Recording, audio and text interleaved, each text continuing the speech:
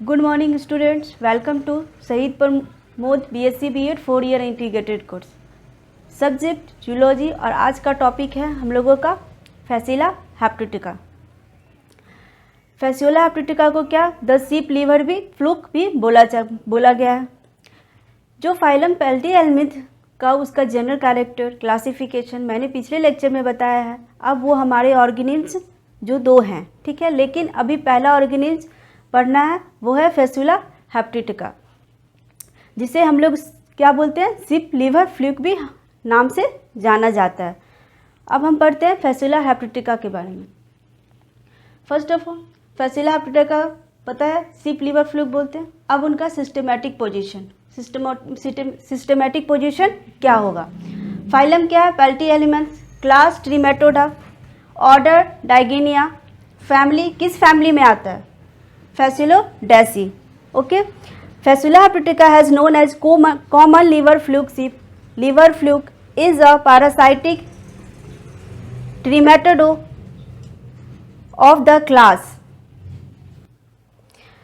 of the class Trematoda. On the account of their flat leaf-like form, there are 14 species liver fluke in the world. Okay? अब इसका external morphology पढ़ेंगे। अब इनका external morphology पढ़ेंगे। External morphology में क्या है, सबसे पहले shape and size. Shape and size के बाद ओरल, उनका क्या, ओरल कोन, सकर्स, सकर्स में भी दो आते हैं, एंटीरियर सकर्स और वेंट्रल सकर्स, फिर एपाचर। ओके, तो सबसे पहले external morphology. Body of Fasciola hepatica is soft, oval in outline, flattened and leaf like. It is about 1 to 3 centimeter long. Maximum width is about 1.5 centimeter, while a little in front of the middle region of the body. From this region, body tapered and anteriorly as well as posteriorly. Anterior end is bowed and rounded, while posterior end is bluntly pointed. Color is usually pinkish, but the transparency of body wall enable to observer to see the blackish और brownish. फैसिला हेप्टिटिका की body externally soft होंगी, Oval होगी, flat shaped होगा, leaf like structure होती है। इनकी body 1 to 3 centimetre long और 1 to 5 centimetre with होती है। इनकी जो बॉडी है वो दोनों तरफ से फ्लैट होगी और कोनिकल होंगी और मिडिल पार्ट में चौड़ी होती है। इनकी जो बॉडी में एक्सटर्नली फॉलोइंग पार्ट्स भी पाए जाते हैं, जैसे कि अभी मैंने बोला ओरल कोन। ओरल कोन्स में क्या है, anterior end of the body drawn out into the prominent conical projection termed the oral cone और head lobe bearing at its tip of triangular aperture the mouth.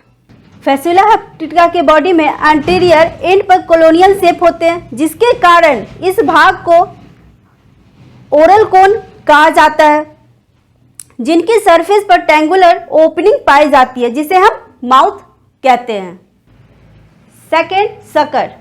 Sucker क्या, there are 2 small suckers anterior and ventral, both are devoid of hooks and spines. Fasciola की body में 2 small shaped suckers होंगे, जो कि जिन्हें हम anterior और ventral कहते हैं। सबसे पहला एंटीरियर सकर। एंटीरियर सकर में क्या होगा, mouth is situated at the centre and bottom of cup shape muscular organ known as the anterior and oral sucker. It has a diameter of about 1 mm. Anterior sucker का क्या होगा, oral कोन के surface पर पाए जाने वाले cup shaped जो suckers होते हैं, जिन्हें हम ओरल सकर भी कहते हैं, जिनके बीच में माउथ अरेंज हो रहते हैं, जो फैसिला हेप्टिटिका का न्यूट्रिशन प्रोवाइड करने में हेल्प करता है। किसके में हेल्प करता है, किस में हेल्प करता है, फैसिला हेप्टिटिका का न्यूट्रिशन प्रोवाइड करने में help. Second, ventral sucker. Ventral sucker about 3 to 4 mm behind the oral sucker, situated mid ventrally in another bowl like adhesive sucker. The ventral and posterior sucker also known as acetabulum. Also known as acetabulum. इनके ventral sucker जो acetabulum भी कहलाता है, जो oral sucker के 3 to 4 mm पीछे की ओर arrange रहता है। फिर क्या है? एपाचर। एपाचर क्या है? In the additional to mouth there are 2 or more permanent aperture on body. A small common genital aperture or gonopore situated mid-ventrally a little in front of the acetabulum. A single excretory pore lies at the posterior end slightly towards ventral surface. Genital नाम सुन के क्या लग रहा है कि इनके अंदर क्या लगेगा कि इनके अंदर क्या पाए जाएंगे? गोनेड्स पाए जाएंगे। इसका मतलब है यहाँ पे स्पर्म और ओवम का फॉर्मेशन होगा। होगा कि नहीं होगा? जेनिटल नाम सुन के लगता नहीं कि यहाँ पे ओवम और स्पर्म का फॉर्मेशन होगा कि नहीं होगा? होगा ना। तो स्केटरी अपर्चर, स्केटरी अपर्चर में क्या होगा? जो भी बॉडी में खाए पिए के द्वारा बाहर निकल जाएंगे तो दोनों अपर्चर से कुछ न कुछ निकलता जाएगा। जेनाइटल से क्या होगा? कुछ न कुछ तो निकलता जाएगा ना। अपने गैमिट को रिलीज करके क्या करेगा? अपने गैमिट को रिलीज करके करता है और स्केटरी वेस्ट मटेरियल निकालता है। क्या निकालेगा बाहर? स्केटरी वेस्ट मटेरियल को बाहर निकाल देगा। दो और यहाँ पहले दो और क्या होगा? यहाँ पे एक होल पाए जाएंगे जिन्हें हम जेनेटल और स्केटरी भी बोलते हैं, स्केटरी पोर्स में भी बोलते हैं। इनमें से जेनाइटल अपर्चर एसिटाबुलम के पास, जो कि माउथ के पास स्थिर है, जो कि कहाँ स्थिर रहेगा? मतलब कहाँ पे रहेगा? माउथ के पास। स्केटरी अपर्चर बॉडी के पोस्टेरियर एंड पर, कहाँ पे? बॉडी के पोस्टेरियर एंड पे अरेंज्ड रहता है। कहाँ अरेंज रहेगा? बॉडी के पोस्टेरियर एंड। फैसिला हेप्टिका में इनकम्प्लीट एलिमेंट्री कैनाल होने के कारण, क्या? फैसिला हेप्टिका में इनकम्प्लीट एलिमेंट्री कैनाल होने के कारण क्या होगा? इनमें माउथ पाए जाते हैं, लेकिन क्या एब्सेंट रहेगा? एनस। माउथ तो पाए जाएंगे लेकिन इसमें क्या होगा? एनस एब्सेंट होता है। एलिमेंट्री कैनाल को ब्लाइंड सैक या एलिमेंट्री कैनाल भी कहते हैं। क्या कहेंगे? ब्लाइंड सैक और एलिमेंट्री कैनाल भी कहते हैं। मैंने यहाँ पे एक स्ट्रक्चर बनाया है, रफली बनाया है। तो यहाँ पे देखिए क्या है, ये जो आपको ऊपर दिख रही है ये माउथ है। इसके जस्ट नीचे, जस्ट थोड़ा सा नीचे क्या है? Oral suckers. और यहाँ पे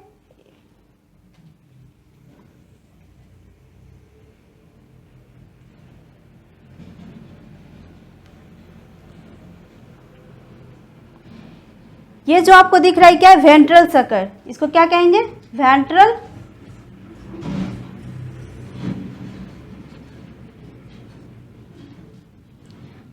सकर। और इसके जस्ट ऊपर क्या है? Genital aperture.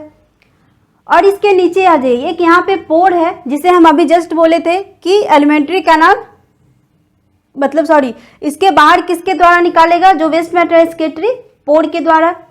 और इसके ऊपर वाला भाग को क्या कहेंगे? Anterior and. और नीचे पोस्टेरियर एंड। और ये जो बॉडी है ये आपके चारों तरफ किसकी कवरिंग होगी? इसके चारों तरफ किसकी कवरिंग होगी? पेलिकल की कवरिंग होगी कि नहीं? पेलिकल की कवरिंग होगी। फिर से मैं यहाँ पे कर देती हूँ। यहाँ पे माउथ है और इसके जस्ट नीचे ओरल सकर्स है। और यहाँ पे जो आपको दिख रहा है वो जेनिटल अपर्चर है। उसके जस्ट नीचे क्या है? वेंट्रल सकर्स बोलते हैं। ये आपको होल दिख रहा है, पोर्स लाइक, इसे स्केटरी पोर बोलेंगे। ऊपर का पार्ट एंटेरियर एंड बोलेंगे और नीचे का posterior and.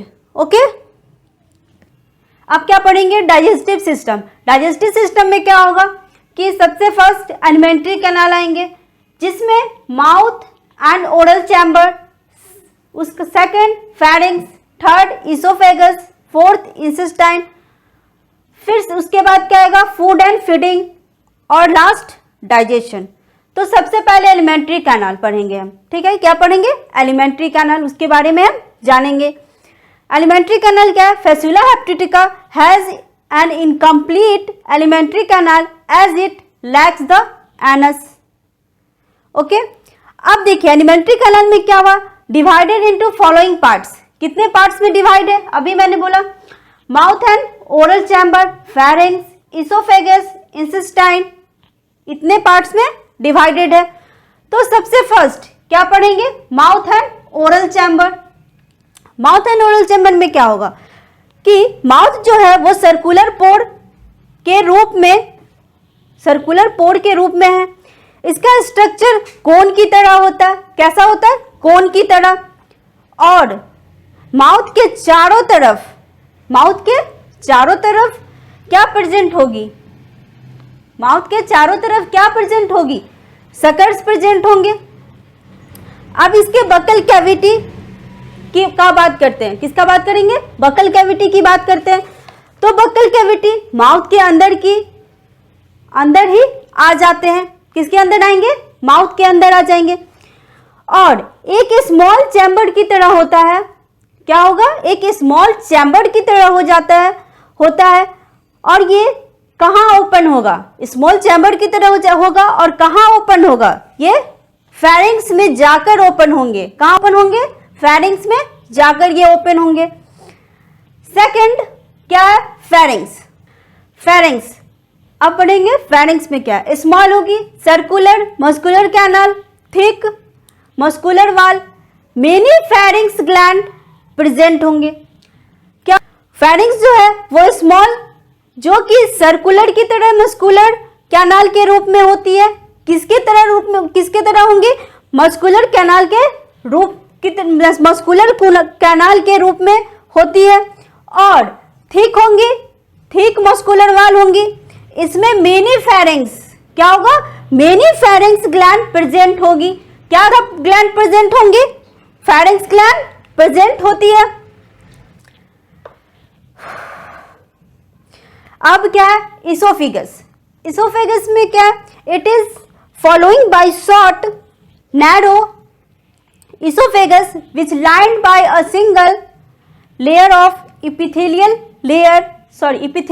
cell and opens into the large intestine।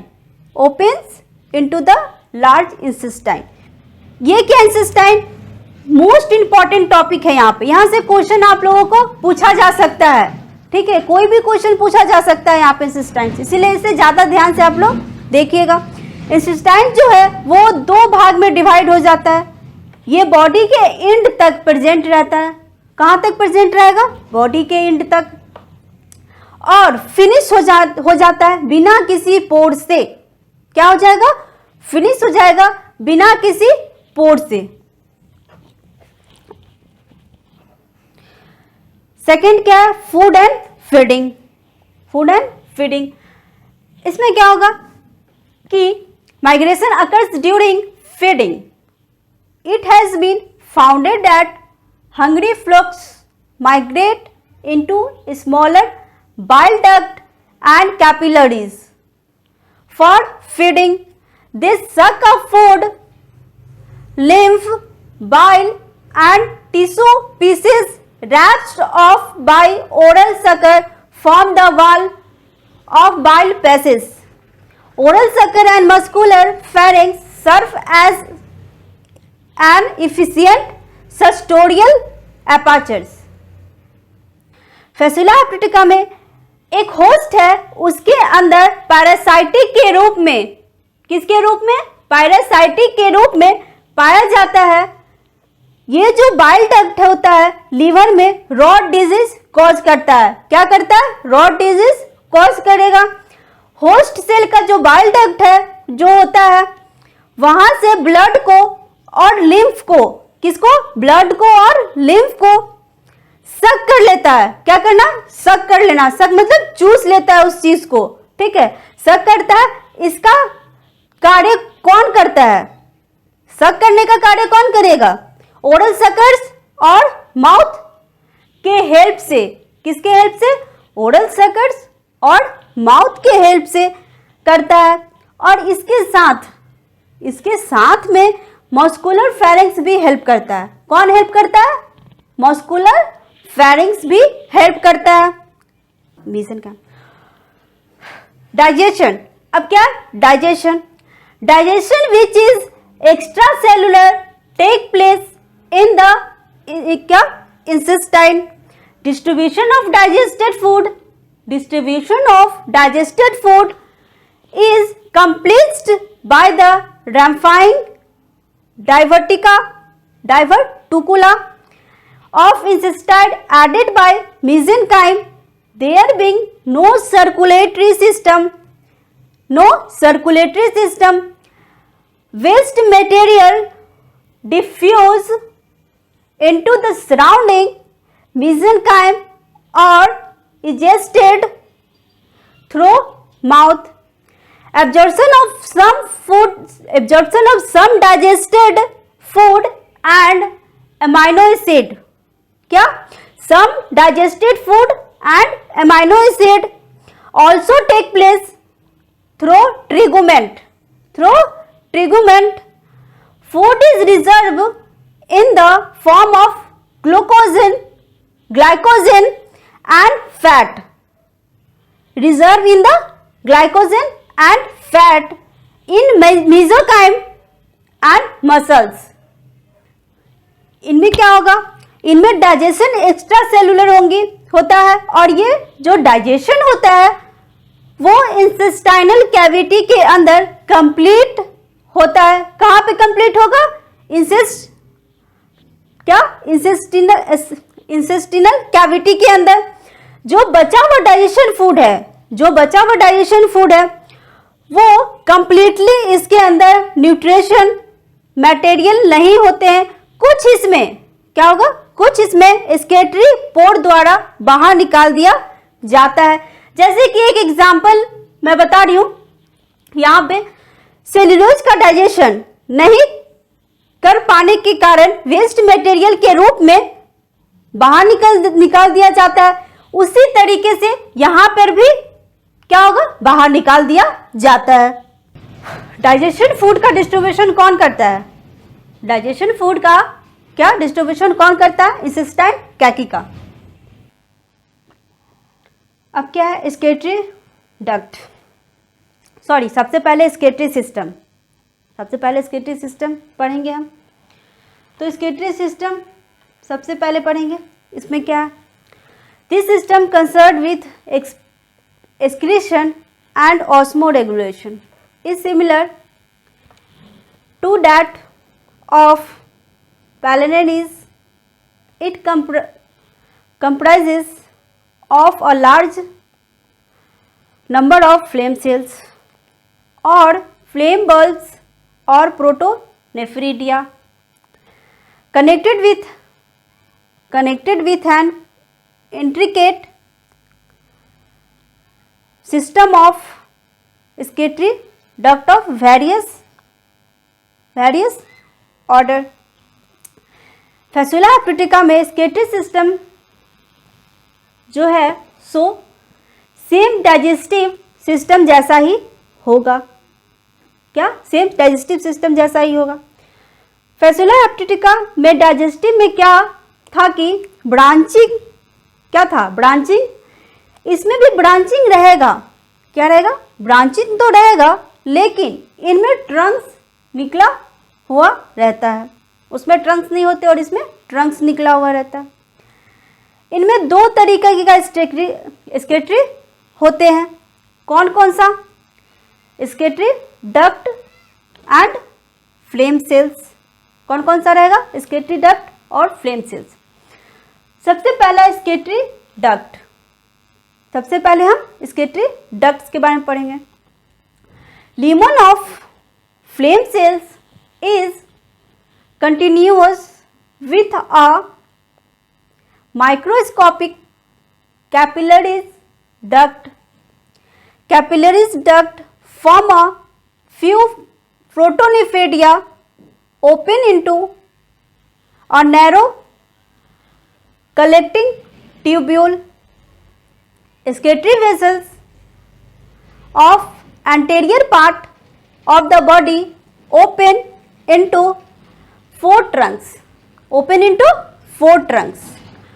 two dorsal and two ventral, while unit posteriorly to form a single median longitudinal excretory canal.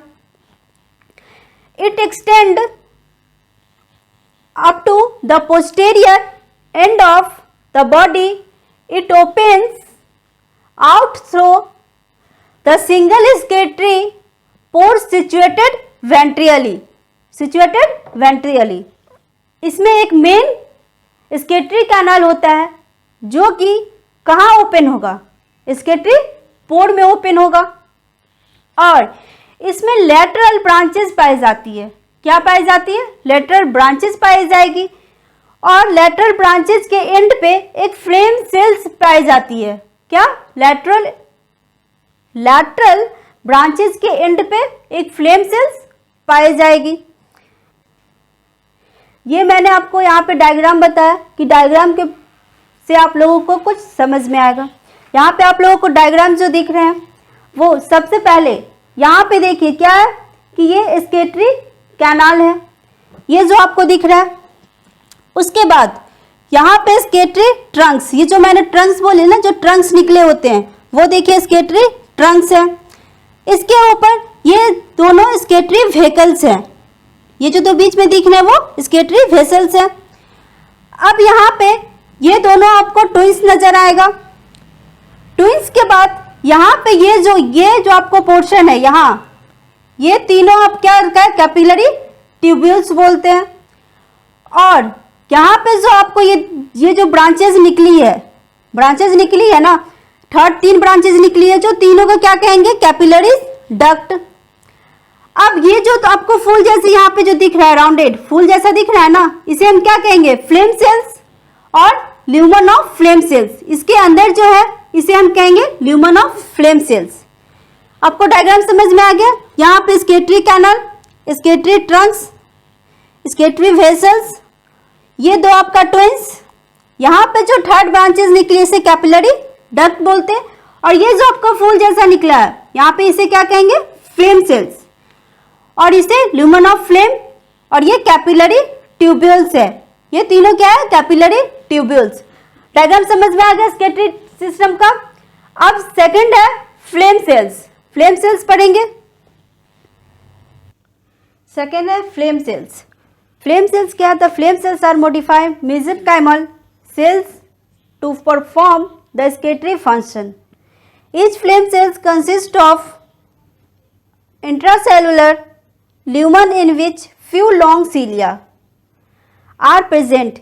Each of the cilia arise from a basal granules.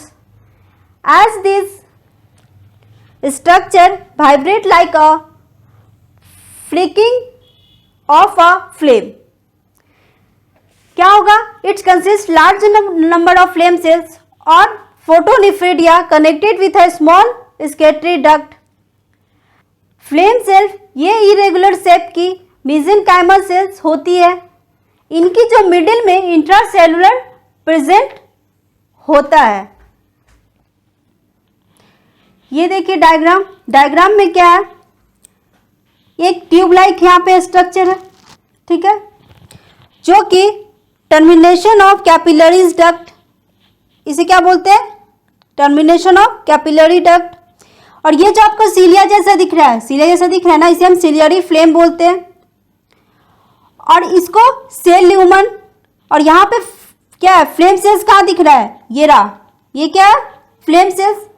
जो मैंने वहां पे छोटा सा बताया था, यहीं पे इसको मैं बड़ा करके देखो फ्लेम सेल्स को बताई हूँ. और यहाँ पे जो बेसल ग्रैन्युअल्स, ये सब जो दिख रहे हैं वो बेसल ग्रैन्युअल्स हैं. ये दो जो दिख रहे हैं आपको जस्ट इसके ऊपर, यहाँ इसे ग्लोब्यूल्स ऑफ एक्सक्रीशन बोलते हैं. और ये से सूडोपोडिया. और यहाँ पे न्यूक्लियस कहाँ है? ये जस्ट यहाँ पे आपको न्यूक्लियस दिख रहा है.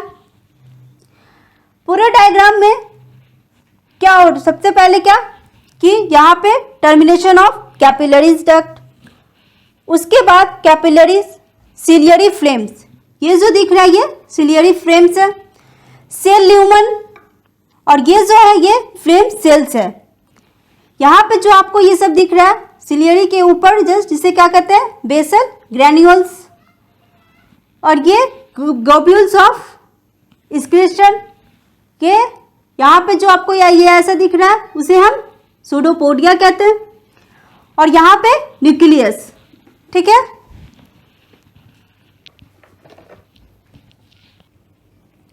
Physiology of excretion, main excretory product of fluke are fatty acid, carbon dioxide and ammonia.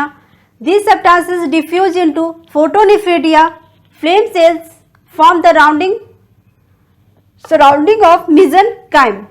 Excretory fluids are kept moving through tubules by the action of cilia and finally sequenced out through the excretory pore of contraction of the body. क्या होता है कि इसमें देखे गए हैं कैसे material बनता है, एक्सक्रीटरी मटेरियल होता है, और वो जनरली फैटी एसिड होता है, CO2 होता है और एमोनिया होता है। अब इनका एग्जिट करने का जो प्रोसेस है, अब उसे देखते हैं। ये जो एक्सक्रीटरी मटेरियल होता है वो मेसेनकाइम में स्टोर रहता है और ये फोटोनेफ्रिडिया में डिफ्यूज हो जाता है। इस दो तरीके का यहाँ पे मेसेनकाइम में इलेक्टेड हो जाएंगे जो फोटोनेफ्रिडिया में डिफ्यूज हो जाएंगे। मेसेनकाइम के बारे में बताई हूँ हम कि ये फ्लेम सेल्स में होता है। फ्लेम सेल्स का क्या करती है, जो चीज़ एक्सक्रीटरी मटेरियल को सिलियरी मूवमेंट के द्वारा कैपिलरी डक्ट में पहुंचा देते हैं।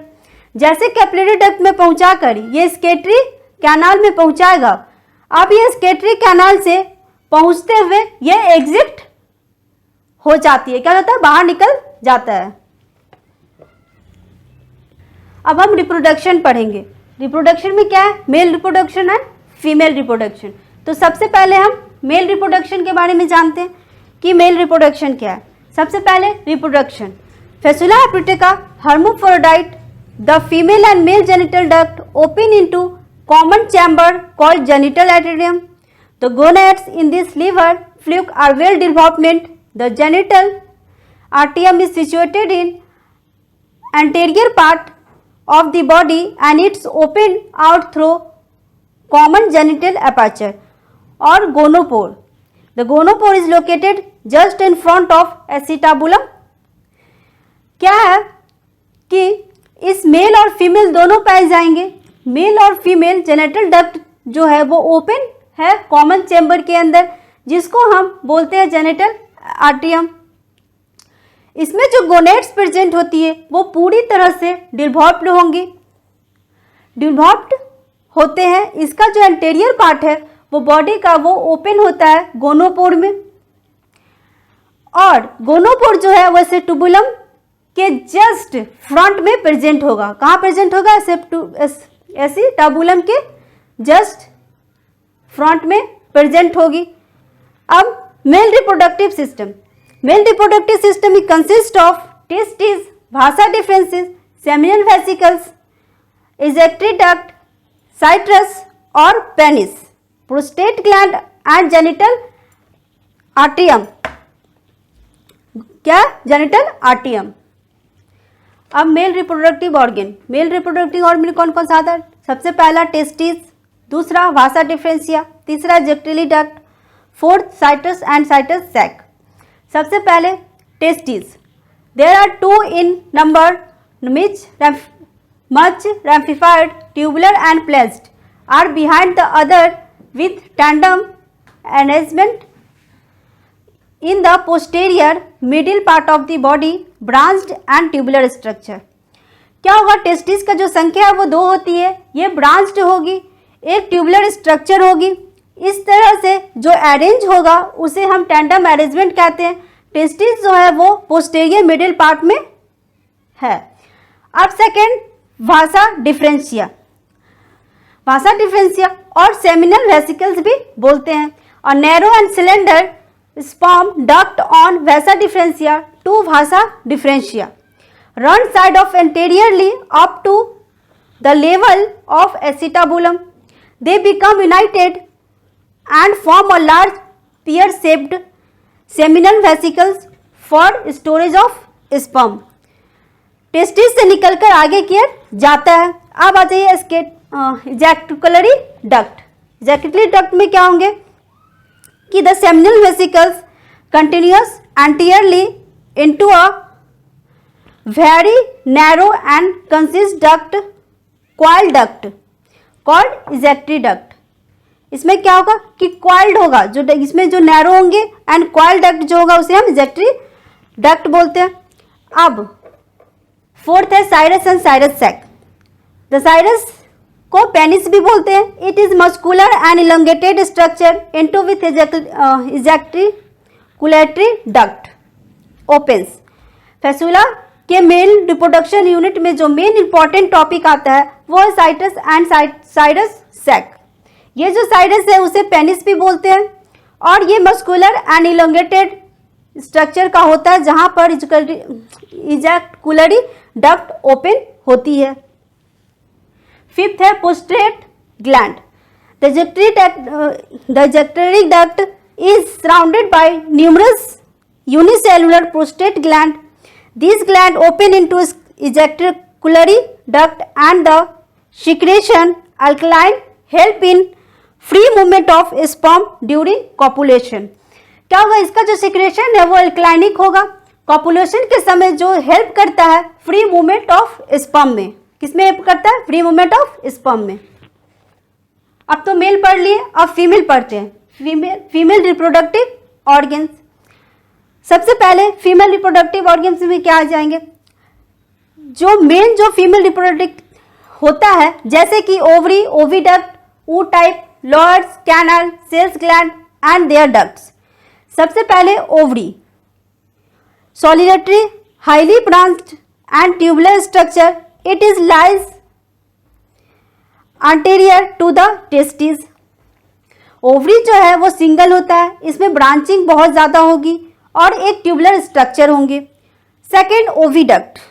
ओविडक्ट में क्या है कि inner of ovary small coil tube like structure. Oviduct attach with uterus. Ovary के अंदर एक स्मॉल कॉइल्ड होगा जैसे ट्यूब लाइक स्ट्रक्चर होती है जो कि ओविडक्ट कहलाती है, जो कि अटैच होता है यूट्रस से. Third ootype. Ootype क्या, surrounded by Mehlis's gland, elected egg और एब्सेंट इन फेसुला हेप्टिटिका. क्या इसमें ओ टाइप जो है सराउंडेड रहता है मेलिस ग्लैंड से, और ये जो ओ टाइप है फेसुला हेप्टिटिका में एब्सेंट होगी. फोर्थ है लॉरियल कैनाल.